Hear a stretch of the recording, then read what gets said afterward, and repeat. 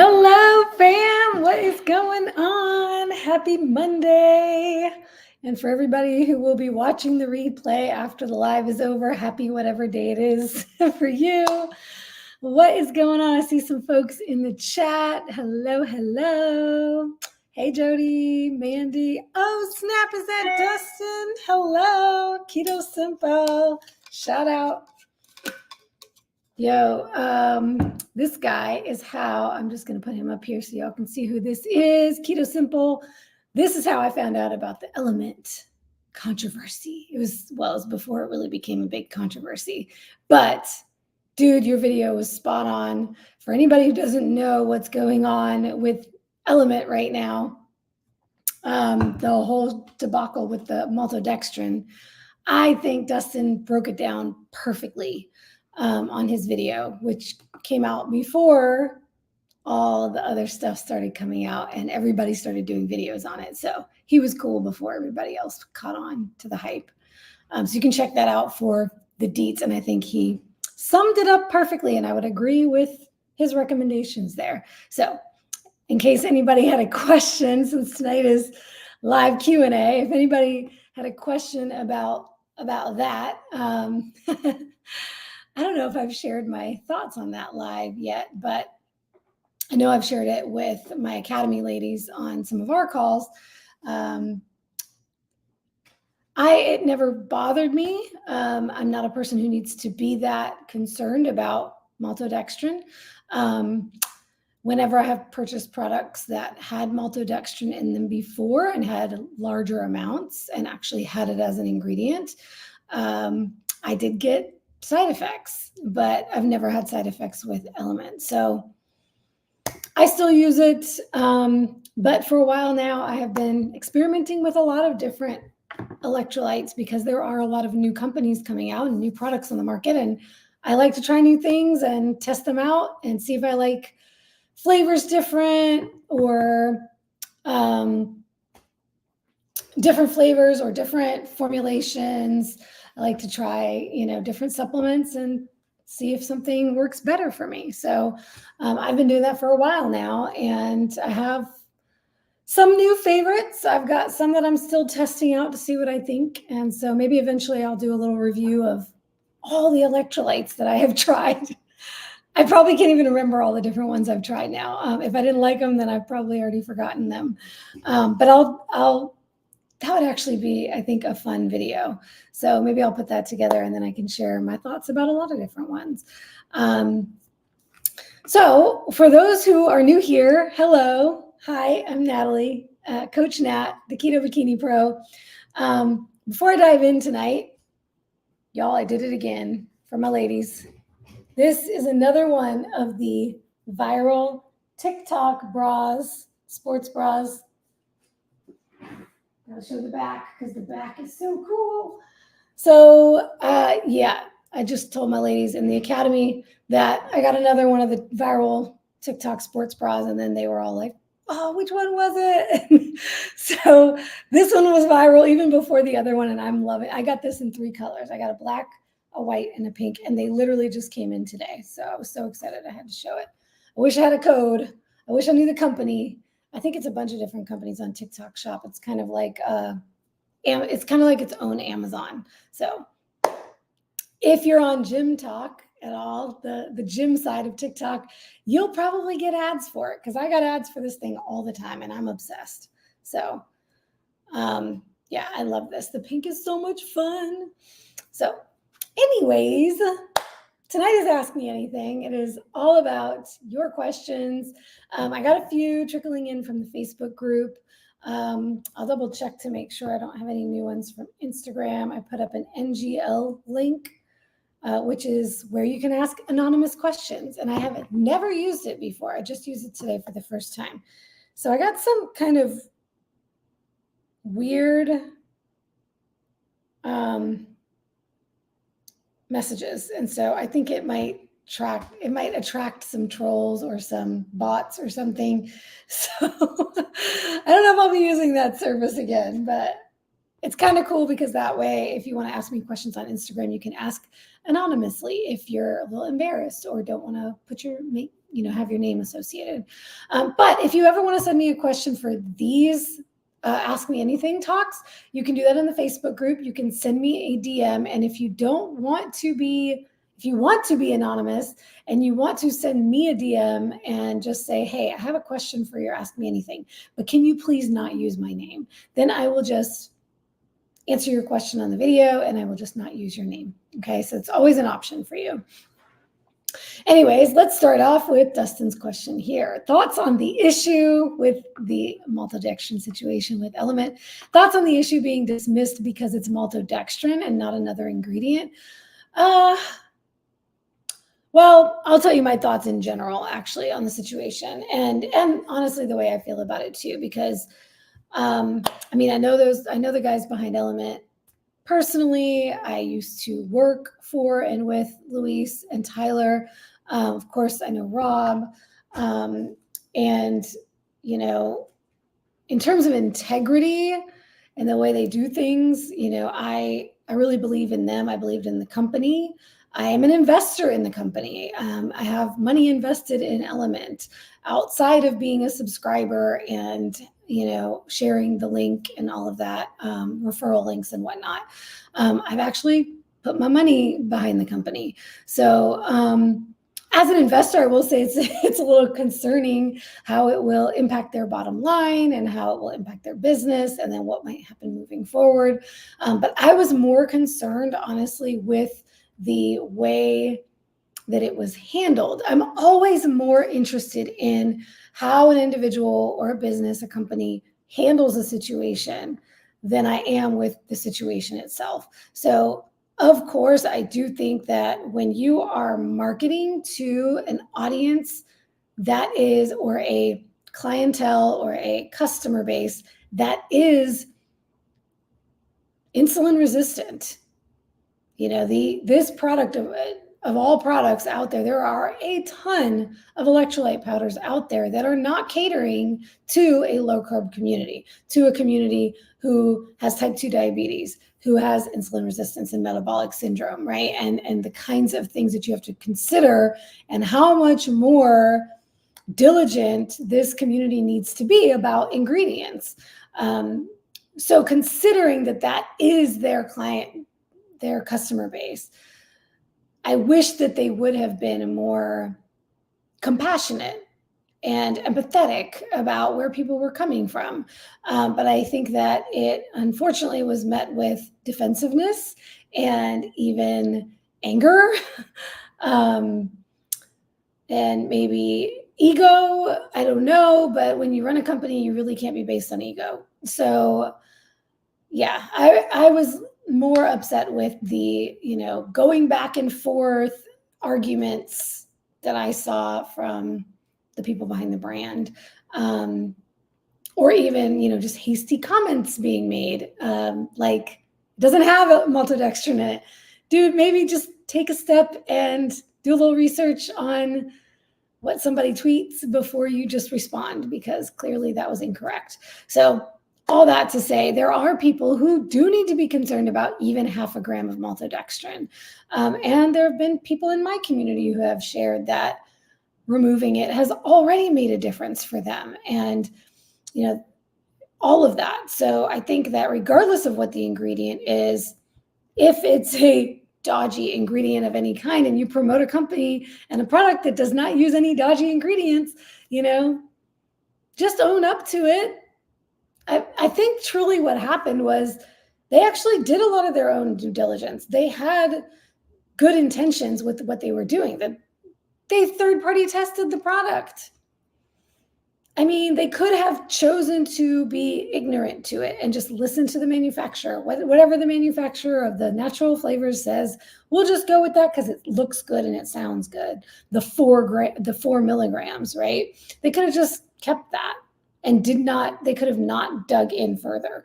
So if you're going to go to the extent to dig in further and you're going to find out more information that's maybe not going to put your product in the best light, you need to blow your own whistle and not bury it in a place where most people can't even find it on your website, and then get defensive when people actually notice it and have something to say about it. So that was really more my concern than anything else.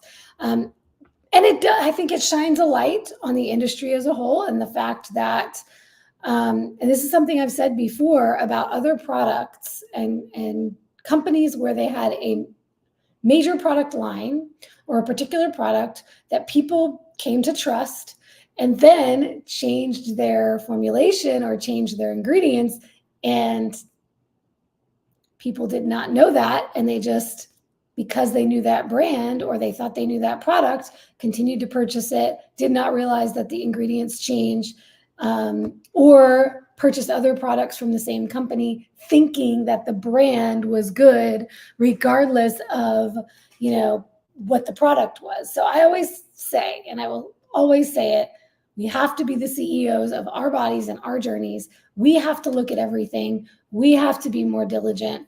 The unfortunate thing in this situation is that it was not an ingredient in and of itself, and it was not listed as an ingredient because it was a carrier for the flavors. So the natural flavors was the ingredient that's on the label, and no matter how diligent you are, you would not have known that you needed to go the extra step to ask what's in the natural flavors. So even the people who are being very diligent about what they put in their bodies and reading all the labels and reading the ingredients and all the things that I say to do would not have known this. And that's where it becomes a bigger issue. And I think the real onus is on any company out there that claims to be a health conscious brand, an honest brand, a brand that stands on integrity, a brand that serves a particular customer base with particular issues, and that promises to do business a certain way or to source things a certain way or not have any dodgy ingredients, if that's what you stand on, then you need to go the extra step of ensuring your products do not have any of those ingredients, even if it is a carrier, even if it is not required to put it on the label. They go a step further. They've always said they've gone a step further and listed the carbs because of the citric acid, and that other companies don't do that. So they purported to be a certain type of company, and to me, they're not living up to that. Take Chris Bear and Keto Chow, for example. And everyone knows I'm not a huge fan of Keto Chow, the product, because I don't do dairy personally. I don't recommend dairy or dairy-based proteins and shakes and things of that nature to my clients. And I don't love the sucralose and the that's in their main formulation. But I have shared about their Keto Chow Core, which is a beef isolate, and it uses stevia or it's unflavored. But what I can certainly say about Chris and Miriam Bear and the company Keto Chow, they will be fully transparent about absolutely everything in their product because they understand that that's what their customer base needs to make informed decisions for themselves. So they disclose what's in their products. Chris just updated their website with a whole section about the natural flavors and about the fact that they do not use maltodextrin, that they use acacia gum fiber instead for that particular reason, because they're concerned about their people, because they created this product for themselves to use, as did the founders of Element. So, unfortunately, we're not always going to be able to count on even the health conscious and the brands that promise us that they are operating in integrity. That's the thing that's more concerning to me than anything, is that now it makes you question, it's been making everyone question pretty much all the low carb, healthy paleo, keto brands out there. Now, I'm the first one to always say, if anything that has the word keto on it, I just stay away from it in general. I would rather eat, real food things. And usually when something is calling itself keto, there's already some shadiness going on. Now, I can certainly say when it comes to Keto Chow, that's not the case. That is definitely a company owned by people who 100% will always let you know everything you need to know about their product. And you can reach out to them and ask, and they will do even more due diligence if they need to, and they will make sure it's known. Unfortunately, that's not the case with a lot of these other companies now. So I think that's the thing that kind of we're all walking away from that going, all right, well, now I'm going to have to reach out to every single company that I've purchased anything from that has natural flavors. And I'm going to have to ask that question and hope that they answer that honestly. Hope, right? Because now they could just flat out lie or not respond and then the onus is on us of what are we going to do about that, right? So while it is not the only product I use, I am still using it. But yeah, I know it's kind of a sad situation. It really is. And there have been quite a few products out there, these keto, low carb, frozen, processed packaged items and things that have changed their ingredients and people found out later. And I'm not thinking of the names of the companies now, but there have been some brands that people have brought to my attention before. I used to be able to trust this brand, and then they added some kind of carb flour stuff to something. So, it's just kind of the extra step we're all going to have to continue to go down. It's frustrating, but some of the new products, the new electrolytes that I'm trying, I'm now thinking, okay, maybe I'll reach out and find out if I can. We'll see. But yeah. All right. Well, not to start out on a kind of a womp note, but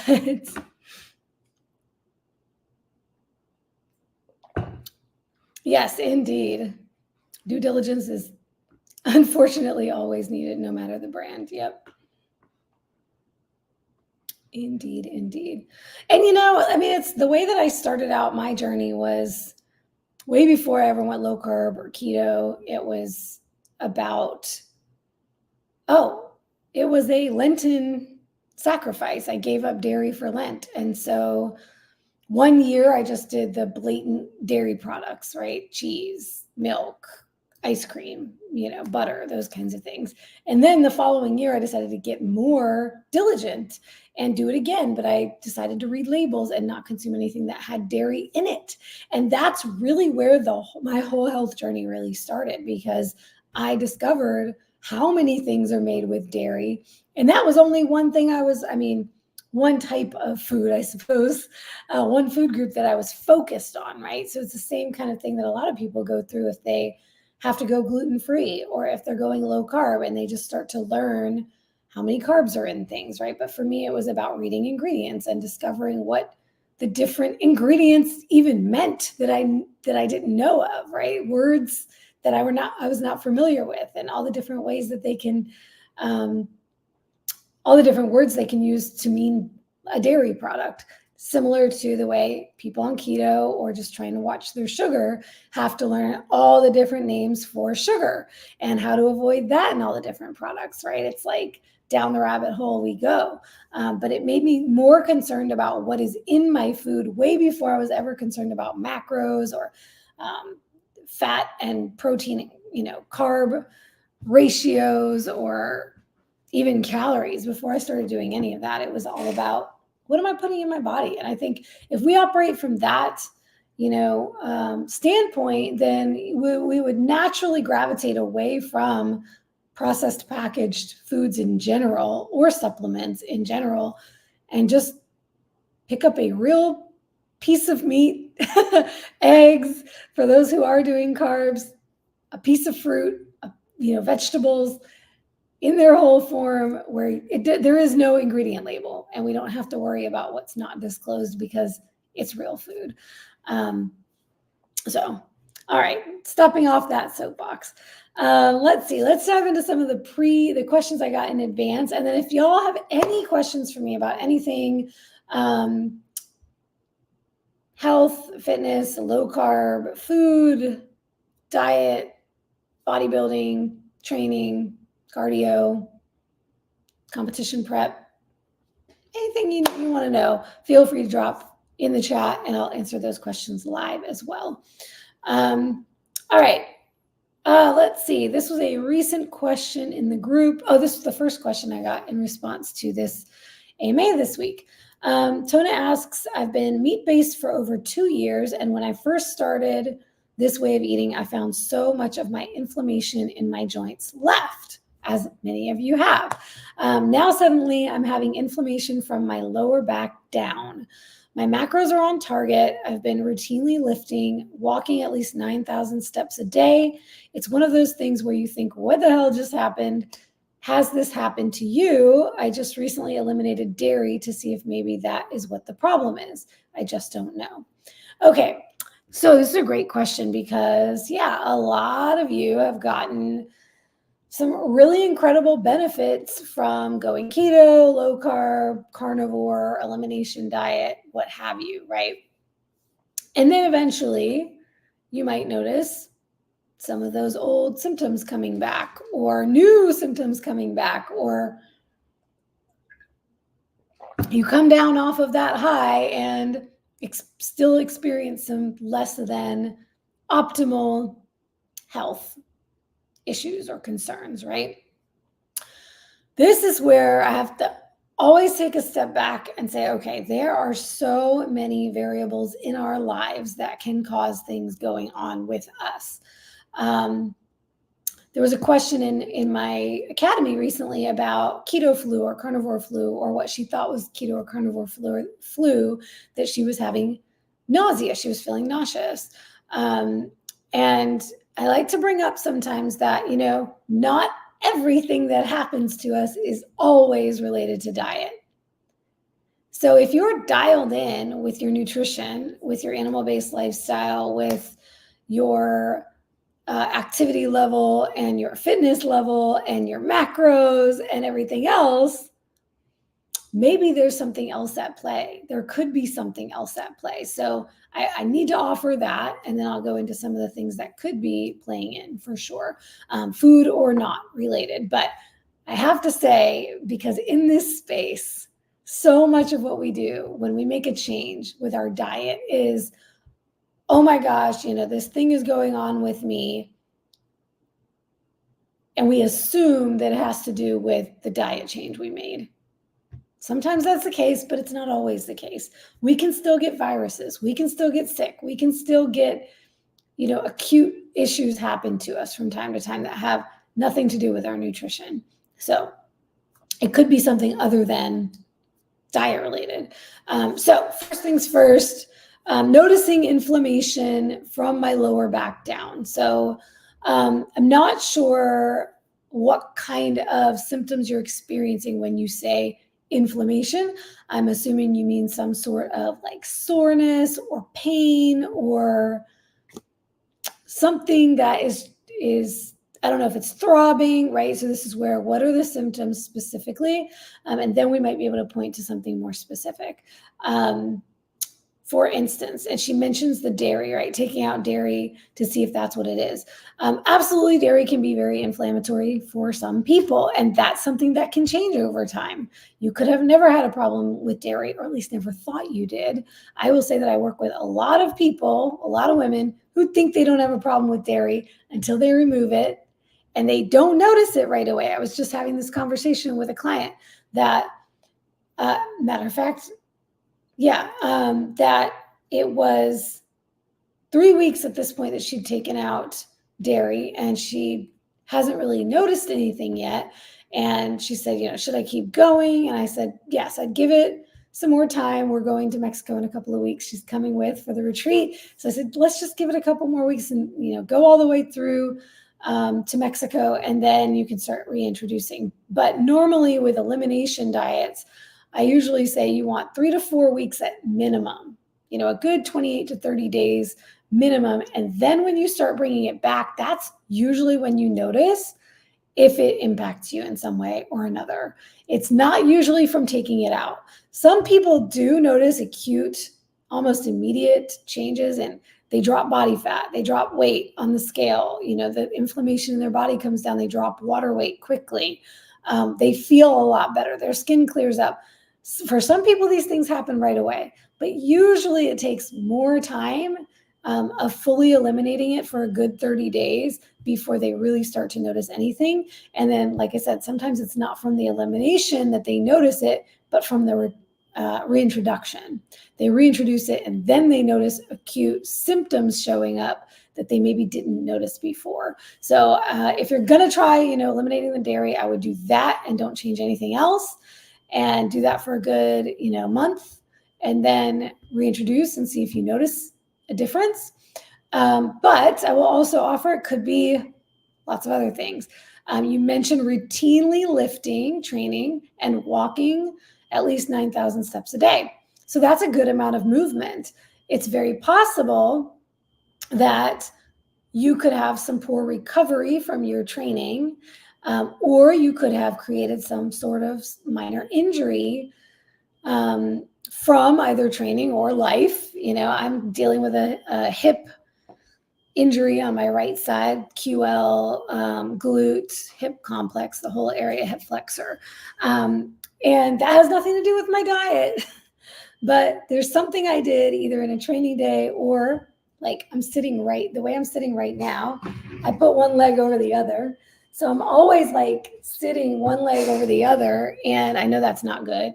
It's something I'm trying to change now that I'm dealing with this hip thing. And I think that honestly, this might be the actual cause of it, more so than my actual training. But you could have injured something. You could have moved a certain way. You could be standing or sitting in a posture that's creating some kind of injury or imbalance. And then that could be driving the inflammation that you're feeling. I'm not sure specifically what symptoms you're noticing that you would classify as inflammation, but that could be a thing for sure. It could simply be that with all your training and your activity, you're not recovering.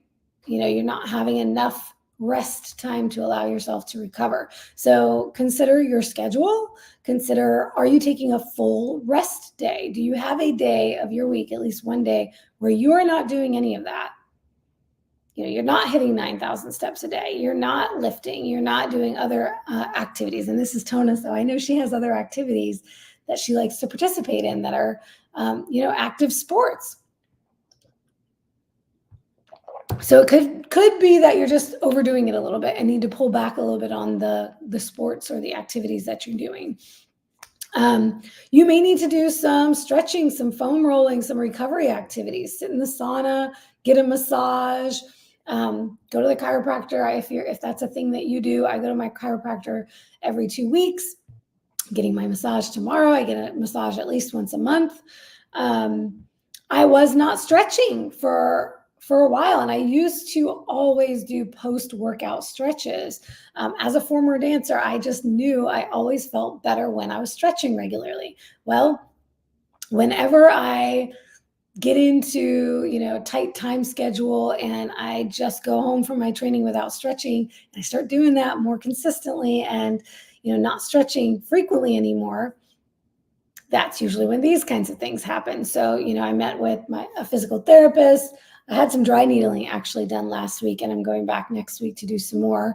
But I also worked with the PTs and the sports rehab people over there and did some stretches, and they gave me stretches to do. And now I have to do stretches and foam rolling like it's my job. Every single training session, I'm now stretching and foam rolling after I do my cardio. I'm doing it after I do my training. So I'm doing it at least 2 or 3 times a day because I'm doing cardio twice a day right now. So I'm doing that. I'm stretching 3 times a day now. And I notice if I didn't do that, especially after my cardio, so it could simply be the steps you're getting, right? Especially because I'm doing a lot of walking for my cardio right now, just walking. I notice I feel a lot stiffer and tighter after my walking, after my cardio, even more so than my training. So if I were just doing all that cardio and not doing any stretching, foam rolling, recovery activities, that can also create more, keeping the inflammation in your body. So think about your recovery activities, your training schedule, your rest days, and another big thing is hydration. Is your hydration dialed in? Are you drinking enough water? Are you using electrolytes? Do any of the things that you eat have potential ingredients you're unaware of since we just had that conversation. Things like that. And also sometimes it's, have other things crept into the diet. You're meat-based. Is there anything new you've added? Are there any new vegetables? Particularly for my carnivores who start experimenting with adding some more things, maybe it's something that you've added. That could be the case as well. Or you could simply have something budding with your immune system that could end up, sometimes I have people notice things and then they get sick. It's like, oh, you know what that was? I must have already contracted a virus. It was in my body and I just didn't know it until it became full blown. So it could also be something like that. But I would look first at your training, your recovery, your hydration, and then any potential food things that could be doing it. But yeah, consider all of that. Your sleep, are you getting enough sleep? New supplements or new medications of any kind, that could be impacting things as well. So consider those things. Anything in your life that could have changed, any part of your routine that could have changed. All right, let's see. So Kelly asks, I know it's optimal to stay low carb all the time. Is it though? Is it optimal to stay low carb all the time for everyone? Of course, I have to add that because got to play devil's advocate here. Not everyone has to be low carb all the time to be optimal. Some people function fine eating higher carbs. It's very context dependent.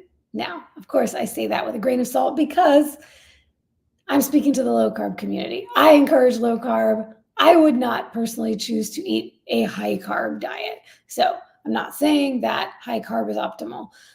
But in general, yes, I would agree that a low carb diet is optimal for most people, particularly, I don't know if I'll even say for most people, but particularly for anyone who is overweight, metabolically unhealthy, that population. The population that can handle high carbs is lean, healthy, young athletes, generally.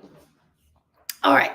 All that to say, she asks, how is it detrimental to the body to have off-plan days that are high carb? I know for one, I end up with a headache because my hydration has been thrown off. That's a really big point that I like to mention. For those who have cheat days or have a hard time going back and forth with keto and adding other stuff in, if you're taking electrolytes and then you eat carbs, you are throwing your hydration levels off. You are throwing your body's fluid balance off. So yeah, I definitely understand that. What are other ways that it's not good for the body to have off-plan or high carb days is what she asked. How detrimental to the body? How is it detrimental to the body to have off-plan days that are high carb? What are the ways in which basically it is harming us is what she's asking. So y'all drop into the comments. What are your thoughts on that? How is it detrimental on a low carb diet, keto, carnivore, what have you, to have off-plan days that are high carb? What do you think about, what are some ways in which that would be bad for the body or not good for the body? All right, I always have to define terms. I always have to bring us back to, well, what do you mean when you say off-plan days that are high carb? How are you qualifying that, right? Is it detrimental to the body to have a day where you eat some peaches or some sweet potato or what's another high carb? Some rice or insert any real food, whole food carbohydrate? Would you say that that's detrimental to your health? Some people might. If you're allergic to that particular food, of course you would say that, right? If you have autoimmune and certain foods flare your autoimmune, you could say that, right?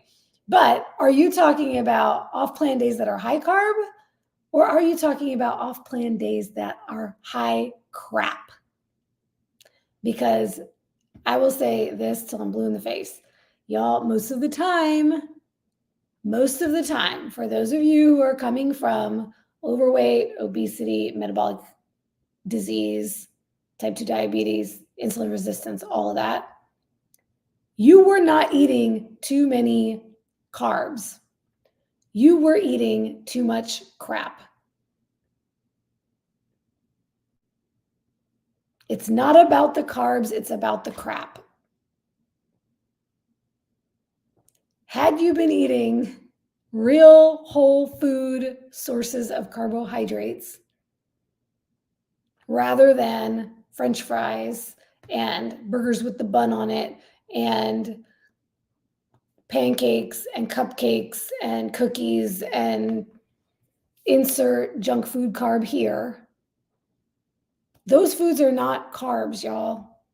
Those foods are carbs, inflammatory fats, highly oxidated fats, very calorically dense, energy dense, and nutrient poor, and very addictive. And you can talk about all the other things that make those foods unhealthy. So when we're talking about having off-plan days that are high carb, let's clarify first and foremost what you mean by that.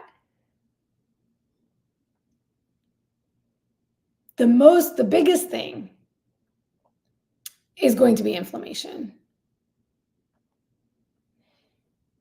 Yes, you can throw off your fluid balance if you have a day where you're eating more carbs, and that could be any carb, healthy or unhealthy carb, whole food or junk food.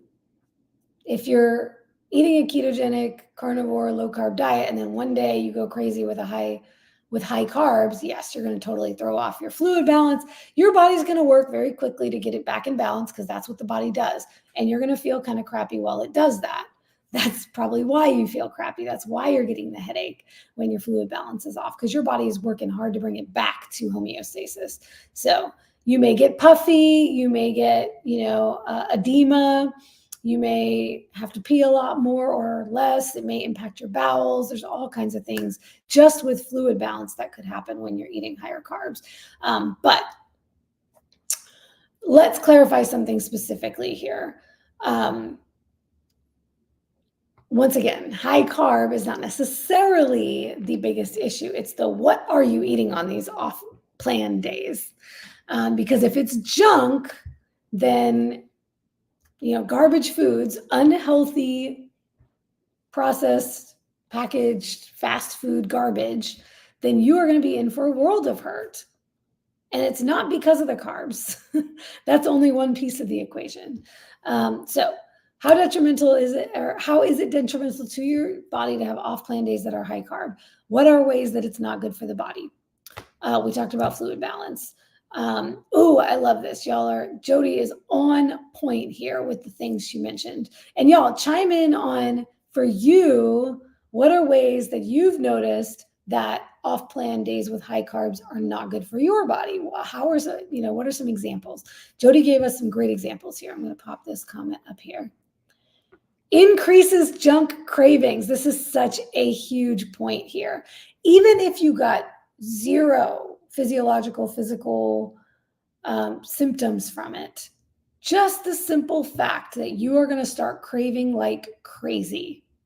And this can happen even with so-called healthy carbs, even with fruit. People can go crazy after they consume some fruit because of that sugar hit that they're getting.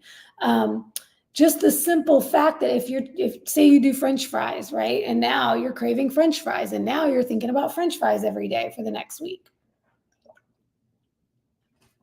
Whatever the thing is that you ate, you're probably going to want more and more and more of it, or more things like that. So yeah, the junk cravings alone could be a reason not to do it. The biggest reason not to do it. Bloating, definitely. lots of impacts to GI can happen for people. Bloating, poor digestion, constipation or diarrhea, or any kind of stomach issues. She mentions negative mood for me if I eat processed carbs. That's a huge one, y'all. For those of you with anxiety or depression, any kind of mood disorders, cognitive issues, you can end up definitely brain fog. Brain fog is going to be a big one. Usually for me, if it's anything carby, I will usually get like either a light headache or I will get sleepy, kind of unable to focus, that brain foggy kind of feeling.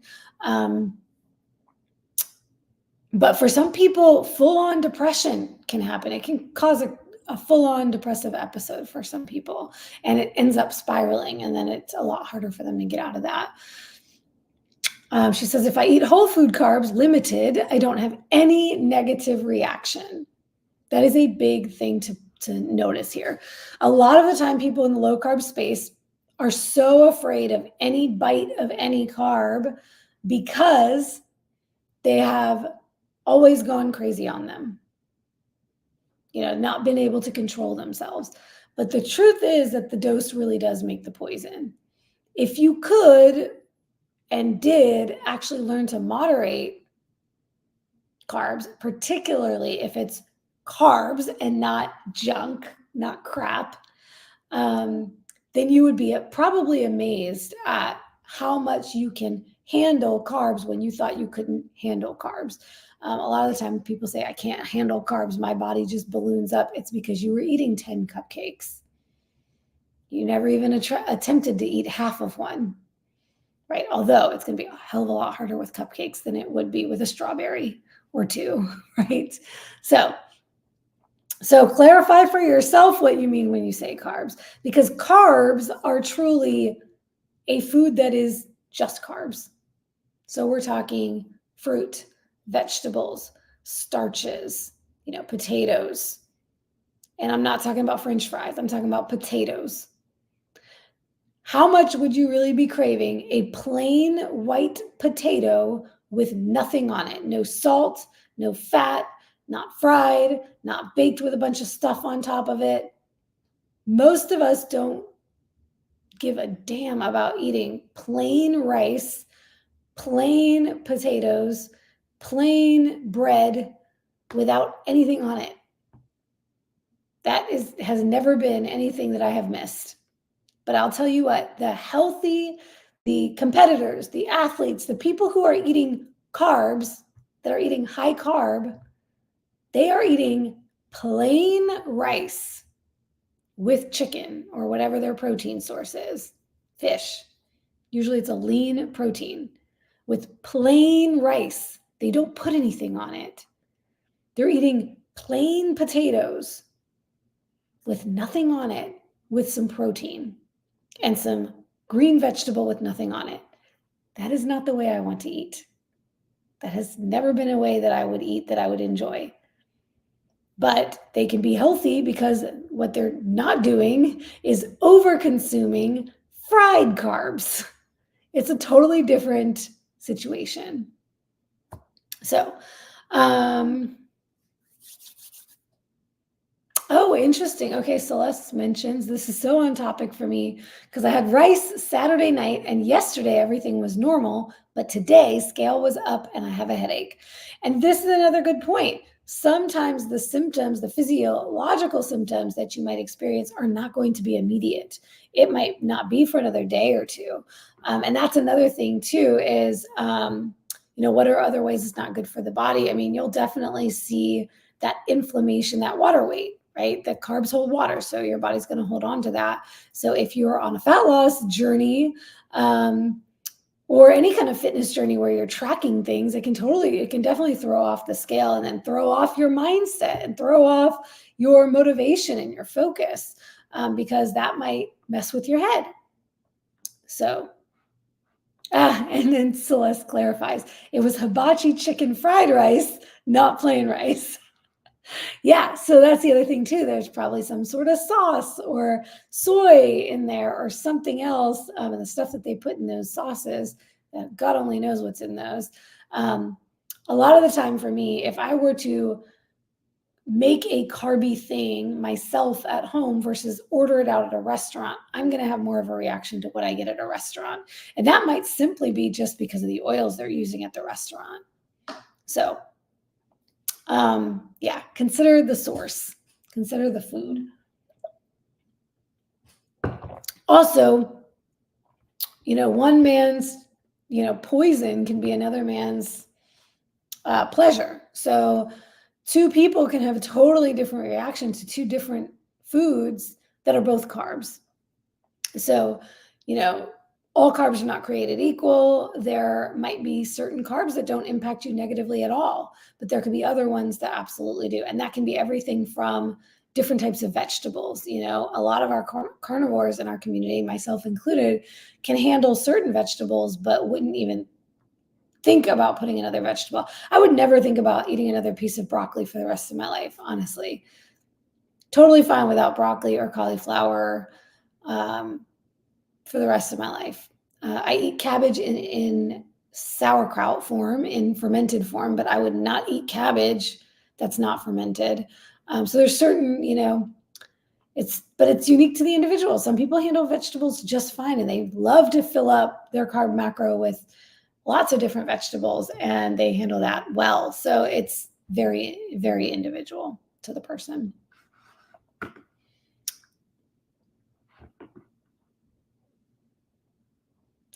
That's awesome. Yay, Kelly, I answered your question correctly. Well, I was going to do that because I always like to clarify. I always have like 10 more questions before I can give you an answer, but I love it. Kelly has been, got a shout out to Kelly. I'm going to leave her comment up. Kelly has been really showing up inside the academy lately and asking some awesome questions. Y'all, I love questions because it tells me you're really thinking about things and you're seeking to learn. And that is the best thing that we can do for ourselves. So shout out to you, Kelly. You're crushing it lately. I'm loving it. The more questions you ask and the more you learn, the better you're going to be for everything in your life. All right, let's see. I got a question about training here. Michelle asks, I can typically only get to the gym 3 days a week. What would you suggest for strength training on those days, Tuesday, Thursday, and Saturday? First off, I love that schedule because if you're going to be training, I've had people say I can only work out 3 days a week. It's Thursday, Friday, Saturday. And it's like 3 days in a row. And that's tough. That can be really tough to program for because you're not getting any rest in between those days. So let me also make a note that context matters a lot. So if a person had given me 3 days in a row, I would probably make a different recommendation than what I'm going to make for Michelle. But having a day in between each of these days for rest in between your training is awesome. So she mentions, I currently do upper body and core on one day, lower body and core another day, and then a full body on the third day. So first off, I think this is a great way to do it. Seems like you're going to be doing it this way. If you're doing all of your upper body muscles on that first day, and then all of your lower body muscles on that second day, and then all of your upper and lower body muscles on that third day, then you're going to be training your full body, every muscle group in your body twice a week, which is great. That's a wonderful way to do it, especially for beginners. However, if you notice that with this kind of a split that you don't feel that you're getting the benefits from what you're doing, meaning maybe you're not seeing progress, you're not seeing strength improvements, you're not seeing muscle gain, depending on what your goals are, then you might consider switching to a full body 3 days a week. So Tuesday, Thursday, Saturday, you would do a full body each of those 3 days. This way you would be hitting every muscle group in your body 3 times a week. So you're increasing the volume and you're increasing the frequency of training your entire body. Then you might get more out of your training. But it totally depends on if what you're doing is working and you feel good about it and you're able to progress in your training, meaning you're able to get that extra rep or push for the next weight, you're seeing your strength improve. And if you're tracking your body composition, you're seeing your muscle gains over time. That's not going to happen very quickly. but you're getting those strength improvements, which is a good sign of muscle gains, then you can keep doing what you're doing for a while until you feel that you need more. And if you do need more, then I would switch to a three-time full body all 3 days. That would be a great next progression for you. All right. There were a couple of other recent questions in the group that I wanted to address on this. We're almost at an hour now, so I just wanted to share these here because, if they get asked in the group, only the people who see the post in the group are going to benefit from, that question and the answer. So I wanted to share it here more widely. So in case anybody else has a similar question, you'll also get the answer to it. So Debbie had posted about from the daily tracking of my scale weight, it appears that my weight always goes up the morning after a workout, and I'm wondering why. So it's as simple as inflammation. Training creates micro tears in your muscles. So when we're doing strength training, we are breaking down the muscles in the gym. So in case you did not know, I've said this many times, I'll say it many times more. Training does not build the muscle. We're not building the muscle while we're training. When we are training in the gym, we are breaking the muscle down. And then it has to heal and repair during our recovery time, which is why I always harp on it being important to take rest days. So while we're recovering, our body is now going to that site of inflammation where we created those micro tears, and it is coming in to heal and repair that muscle. And that's what makes the muscle fibers grow bigger. So that inflammation is important. Just like if you were to get a cut, we are going to have some local inflammation in the area. You're going to see redness or swelling, before it starts to heal up. That's the same thing that's happening inside our bodies. We just can't see it with the muscle. So when the weight goes up the next day, it is because you have created some inflammation, some damage that is necessary to be repaired. And then after a rest day, and if you were to do this like every other day training or every third day training, you would see it'll come back down and then it'll go back up again, right? So it's as simple as that. It also, if you're seeing it, let's say you train in the evening and it's the very next morning, it also could be as simple as, you got a pump in that when we're in the gym, we're bringing the blood flow into the muscle. And so our muscles look bigger after a workout. So for example, bodybuilders, right before we get on stage, we do a pump up. We're lifting some light weights or using bands in the backstage. So when we go out on stage, all of our muscles look more plumped up. It's called getting a pump. Okay, and then this one I wanted to share here because I get this question a lot and I need to dispel the myths. The question was suggestions for what I can do specifically to trim my abs. So this is where I clarified with her, well, it depends on what you mean by trim, because to trim, usually we're thinking cut down, right? So make, smaller, right? Shrink, reduce. That is with a diet. That is with a deficit. That is with losing body fat.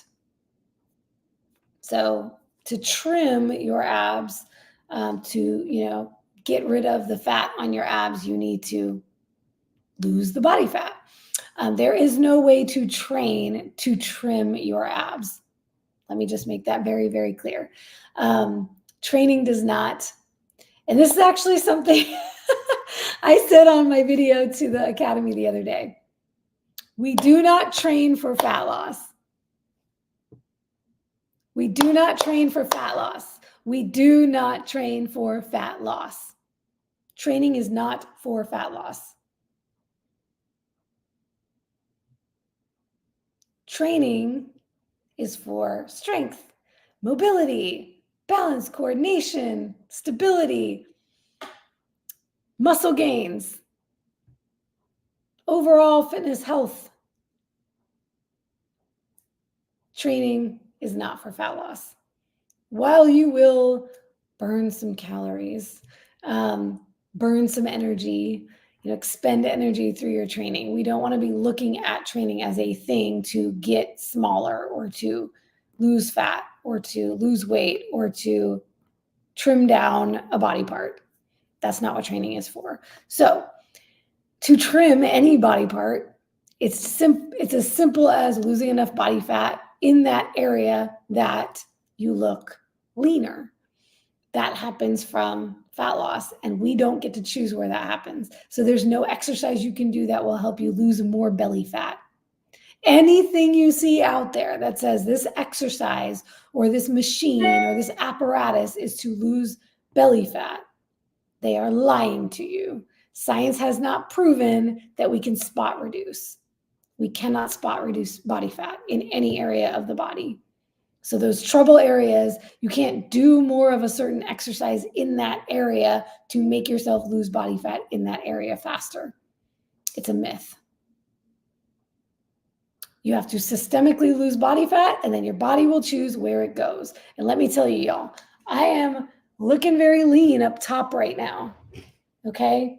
Even in my abs right now, I'm looking a lot leaner.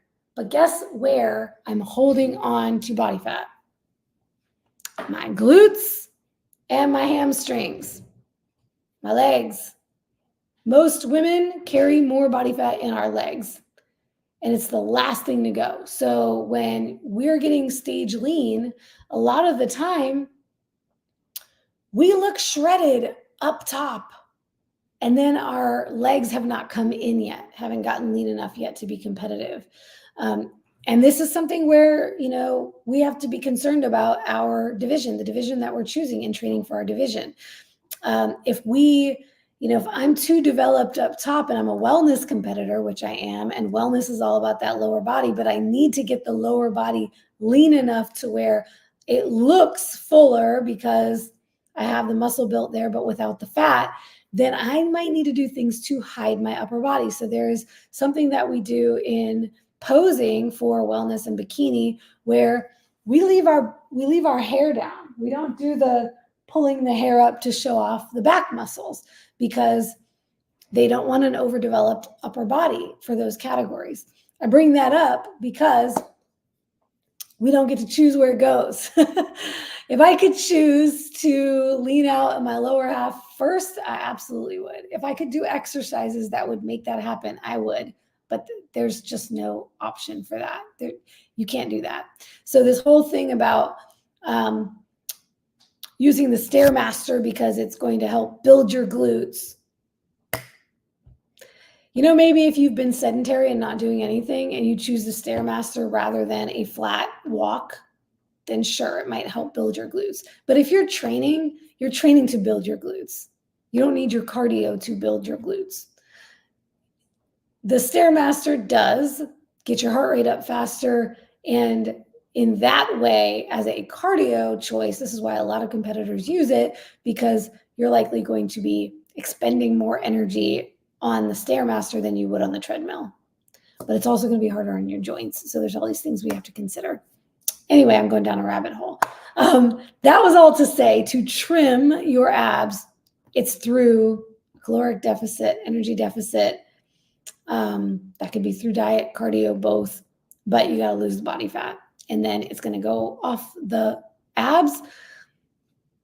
Some people, we were just having this conversation, I think, in the Facebook group about how some ladies see their abs at a higher body fat percentage and others don't see them until they get crazy lean. Same thing. It's genetics. It's about, where your body likes to hold on to those last little bits of body fat. Some people, they have abs and they're like, they still have a good amount of body fat on them. Others get crazy lean and they just have a flat stomach. So the other piece about that, though, because she mentioned trimming abs, is if you want to develop your abs so that when you get lean, they show the 6 packs show up. That is through training. So you can train a particular muscle group to grow, And then you're going to look more impressive when you get lean, right? My traps are like popping right now. Granted, I did upper body and I did push day today, so my shoulders are popping. But if I didn't have muscle here, even at the current body fat percentage that I'm at, which is about just 17% I hit today, I would look skinny fat. It would just be bones and skin and whatever fat I had there hanging off of it.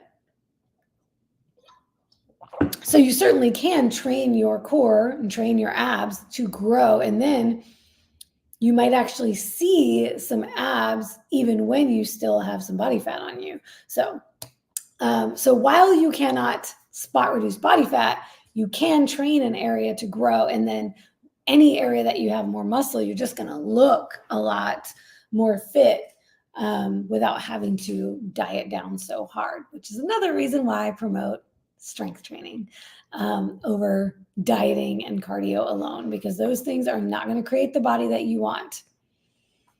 It ain't going to happen if you don't have some muscle underneath there to create some shape. So that's what we're all about here in Keto Bikini Land. It's about teaching women how to train and eat and live 360 degrees to actually change the shape of your body and not just your size. Otherwise, you can keep putting on and taking off the same 20 pounds of fat, and your body's not actually going to look any different. It's the muscle that makes it look different. So how do you build your abs? The same way you would build any other body part. Train them with weight, under load. So if you're just doing a whole bunch of crunches on the floor, you still have to create progressive overload. You still have to be doing more than you did last time. And if you just keep adding reps to your crunches, that's not going to be enough, so adding weights, extending the range of motion. So I like to do long lever ball crunches, lay back on a ball, arms out. And then when you can add weight, you can add a medicine ball in your hands as you do your crunches on the stability ball. I love to train in the transverse and the rectus abdominis and the different planes, doing things like planks, static exercises like that train your core all the way around the back as well. And then adding load, you can use add machines where you can actually be crunching weight. I love, one of my favorites is the rope crunch. So the cable rope attachment and doing rope crunches. Make sure your form is correct, though. We don't just want to be bending at the knees and killing our hip flexors. We actually have to be using the core to do that. But yeah, you can train your abs and then they will look impressive, even if you have a little more body fat. So, all right, let's see. I think that's about it for questions this month. And we are a little bit over an hour. So unless anybody has any other questions, drop a question in the chat if you want me to answer it live before I hop off. And if not, I have a date with cardio. It's time for evening cardio. And then later this week, I will be doing a prep update because I am 19 days out to the show right now. I'm flying out to Mexico in literally 2 weeks from tomorrow. I'll be flying down there. And then the show is on Saturday, November 16th. I'll be posting where you can watch it live because they will be streaming the video. They stream all the shows live. It'll either be on Instagram. The last one was on YouTube. It would be great if it's on YouTube. But at least they should be doing it on their Instagram page. And that is FMG shows _Mexico is where you can get that information. But I will share again closer to the date. I'll probably put that link in my next prep update so y'all can find the info. We're also doing the next KBB retreat down in Mexico. So I've got Coach Mary Grace, and then 3 of our ladies are coming with us. I cannot wait to share this experience with them, have them at the show with me. We're going to be doing a photo shoot. It's going to be a blast. So Can't wait to show y'all all of the good stuff. I'm feeling really good at 3 weeks out, inside 3 weeks out, not suffering at all. Feel really good. I'm dealing with the hunger right now because I just did a bigger cut, but I'll share all that in my update.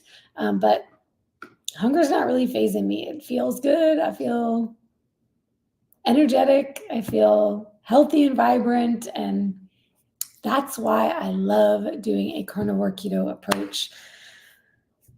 I see a lot of other competitors struggling right now, and that's because their carbs are getting cut lower than ever before, and they are not keto adapted, they are not fat adapted, and they are having a hard time.